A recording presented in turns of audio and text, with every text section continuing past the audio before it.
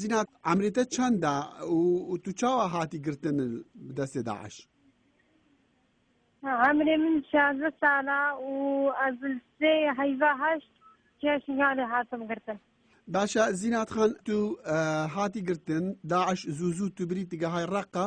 و تلمالە ئەبوو بەکر بەغدادی بووی تێکاریش مەڕە بێژی کا تو چاگەهای مالە ئەبوو بەکر بەغدادی دمي كاتشوش نمغرتي بريما سوري أشي برما سوري برما الرقة هاتن داعش كاتشوش نمغرتن أبو بكر بغدادي هات أختاركم برما رخو تا ئەو ناست کرد نعم الناس كده حتى هات الفيدري چەند کەچک تەڕە برن نه كاتشك برن سيفروتن أم شاش المعلمان دمي من رقة روجا عوني دمي مرينا مالافا طياري الجناري الواندان جا جبر طياري أم حولادن أم برنا حلب فيجا أم هرشاش شمالاوي أم برنا حلب أم شمالاوي رافين مالاوی الکوی دەرێ بوو وەختی مالاوي رقابو جبر طياري مالا خبر حلب أم همو كاتشك المالا كي دبون هات داعش هر داعش كي هناك كاتشك اختار كان أبو بكر بغدادي برما مالا خو أزو هاشتدي وناس نذكر ونزاني أو زلامكيا نعم ناس نذكر تقول ما تقول أخ خليفة إما بس ما أكيد نزاني أبو بكر بغدادي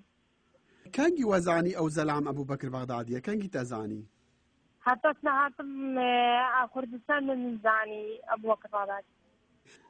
باشا تقول مالاوي الكدري بو للرقبو بله الرقابو تسينجز برتقاري مالا خبر حلب أبو بكر بغدادي هر المالي بو درت كات تذكر كاتش مرة بحسي أبو بكر بغدادي بكا أبو بكر بغدادي هر دي من مالي دبو در ناس كات تذكر وتزاني أو تذكر نا ولا ما نزاني دي من كل الغرفة كده بو دي من هزان جيرة تاتن وداعش وتانا بعد شنا غرفة باوي دا ما نديتن مزاني مزنا بوس خليفة من بس ما نزاني أبو بكر بغدادي ناوي ناس قوتن أبد وبس هبالو يدوي تقول ده أبو خالد أتزانم زينات خالم تو عربي دا آخفت عربي زاني آخفت ناوي شابو تش عربياويات تش ولاتي بو يعني وقع عراقي جي داخل لا بغدادي داخلي وفجاب سوري جي داخلي رفتاري شابو بورا في زقالة كشمارة دي متهددان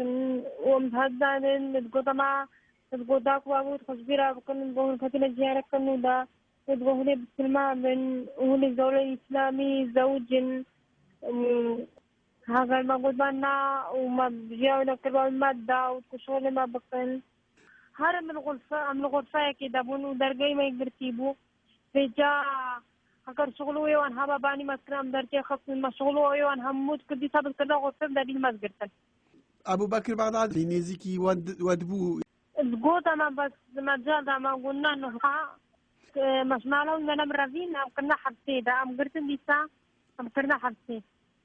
أم ساعتين جيت بهي أم مش معلوم رافين يجون هم نسيبون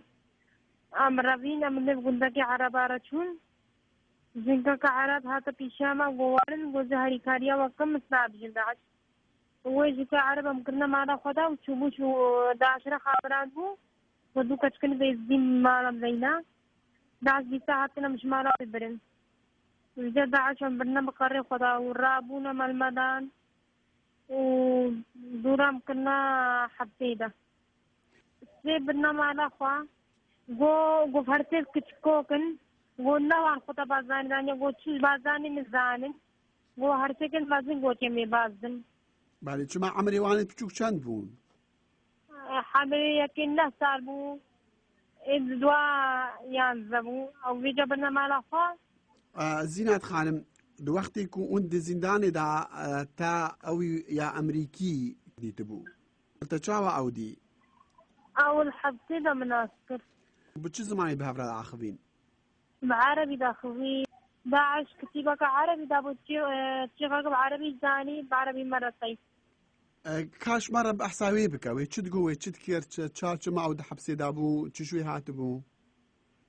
ئاوجی داعش ئەوجی گردبوونش 2012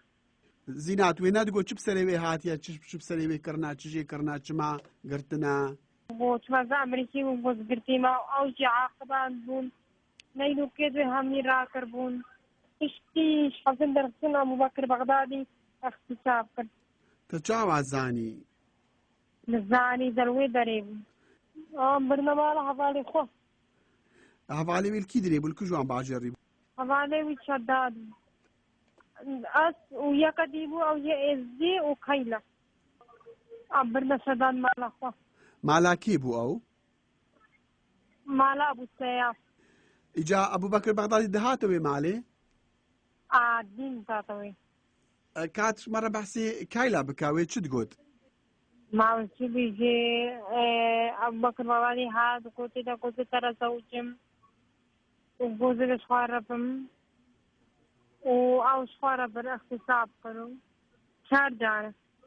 وێش وەرەدگۆ گوتەمێ تە بزیتەنەوێ گۆزێتە شخوارەبێن و زێتە زەوجم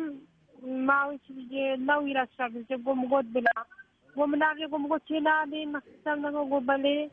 تە بزێتەنەوێ کە دەزێ زێ پڕابوونێ هەدەدازێری تە کە دەزێ وسا گۆم گۆ وسان ببەنە ڕابە من نەلمەبدە باشە زینات خانم وە چاوا خۆشی خلاص کرد یعنی وە چاوا ژووی ئەبوو سەیاف کەمەدید هەڤانە مەبرن ئەوە ئەمریکی ئەم تەرسیان بجا ئەم ڕازی یەکی شێف مە جاماوان شەباکە شکێنان و لێکشی شێت شەباکەرا سادێکی شێف ئەم ڕازی هەشتی هەیڤەدە تەرافین خلاص اون ڕەفین کێ دەرێ اون چاوە کاری خۆ خلاصکەن اون نەزانی لێ ڕەڤرم کرد دەردەما ئەم موسا ڕەڤین ئەم 3 سەعاتە بڕێڤە بوون ئەم چونە باژێرەکی دی مەخۆکرە دەخیلی مالەکێ مەنزاری چی دەرە و مەنزاری چیە مە گوتم ئێزدینە مەگو داش و سانیە سەرێمە و سەر بەکردن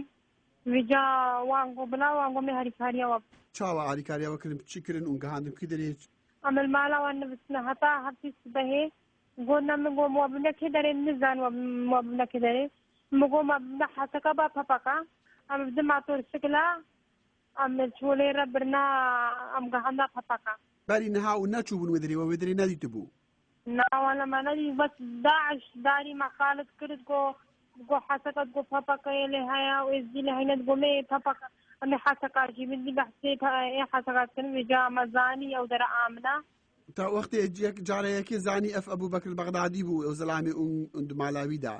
کەنگی بوو چاوەتە زانی دەمێ ئەو ڤیدیۆی مووسڵ تەوراندین ئەبوبەکر بەغدادی سەر تەلەڤیزیۆنی دەکەن من نزانیەوە کە هەڤەر من دەنگێوی ناست کرد و من ئەو دیت هیچ کەسی نەگوزام ئەبوبەکر بەغدادی مگۆ وی دەنگی ناستم مگۆ ئەم مالا ڤی دەبوون برای مگۆ ناچی نابێت گفتما ئەبوبەکر بەغدادی مگۆ خودێ مگۆ ئەزان مۆ ڤی ناستم مگۆ من مالا ڤی دەبوون